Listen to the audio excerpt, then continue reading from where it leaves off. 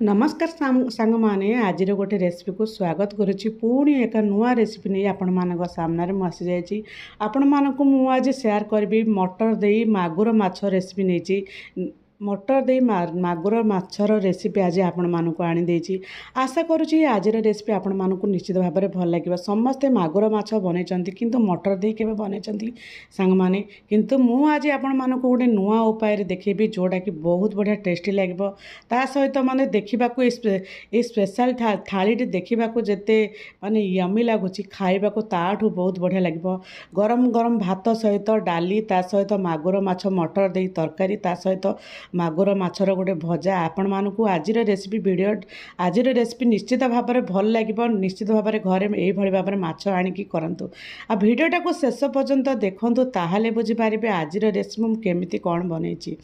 आपण मानक जदि भल लगे सांग माने निश्चित भाव में गोटे ट्राए लाइक निहाती भाव में करेंगे। मोर बड़ झीर पसंद है जोड़ा कि मागुर माछ खाइबापी से कहला मामा गोटे मागुर माछर आज गोटे रेसिपी कर मत बहुत बढ़िया लगे। से मुझे मागुर माछ नहीं जाइए धोईकी सफा कर देखा गले यहाँ गोटे किलो हो पार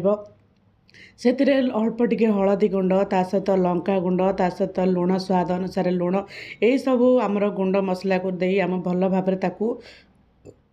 भल भाव में हाथ में टे मक्चिकी भल भाव में भल भाव जमती गोलाई देवा जोड़ा कि मसला सहित जमती माछ भल भाव में मिसिकी मिसीज जोड़ा कि लुण हलदी गुंड सब भल भाव में मिसीज। ये माछ साधारणतः टिके लालुआ रही थाए हाथ को टिके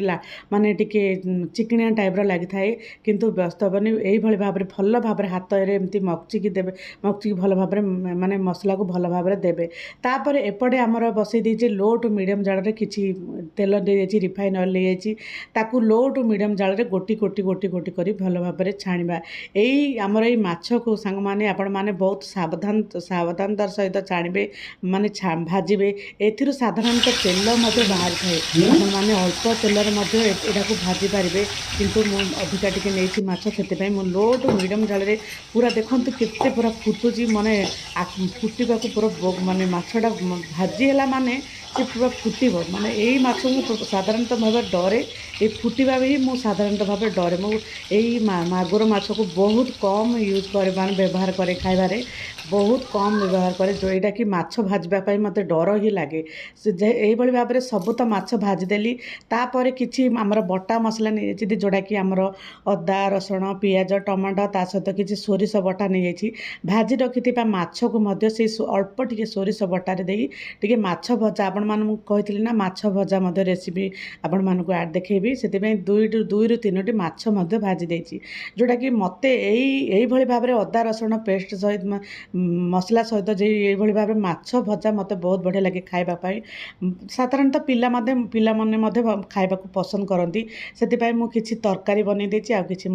आमर माछ भाजी से मुझे माछ भजा आपण मानक माने रेसिपी शेयर करुच्ची। देखो लो टू मीडियम जाल एमती भाजबे जमती कि सी फुटी जीवार संभावना रहे देखिकी आपण माने ट्राए करेंगे।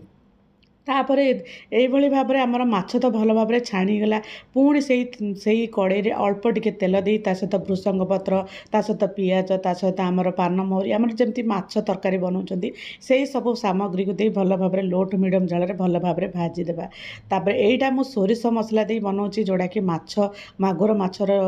माने तरकारी सोरिष बटा दे ए सोरिष बटा अदा रसुण सोरिष बटा दे बनाऊँच ता सहित गुंड अल्प टिके लंका गुंड आड कर सहित यही मागुर माछ माने बेसर मु टिके आंबुल दे देछि ता सहित आलू आड कर देछि जोड़ा कि हमर वीडियो रे कटि जाइछि आंबुल दे ताकू अल्प टिके पानी दे भल भाव में कषि अल्प टिके पानी दे ताकू जेतिकी हमको ग्रेवी दरकार सेतिकी ग्रेवी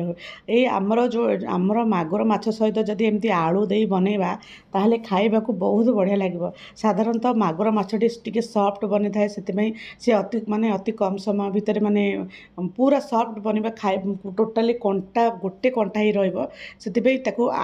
आलू दीटा आड कले बहुत बढ़िया लगे। ता सहित फुटी जाइए आमर जोड़ा कि पानी भल भाव में फुटीगला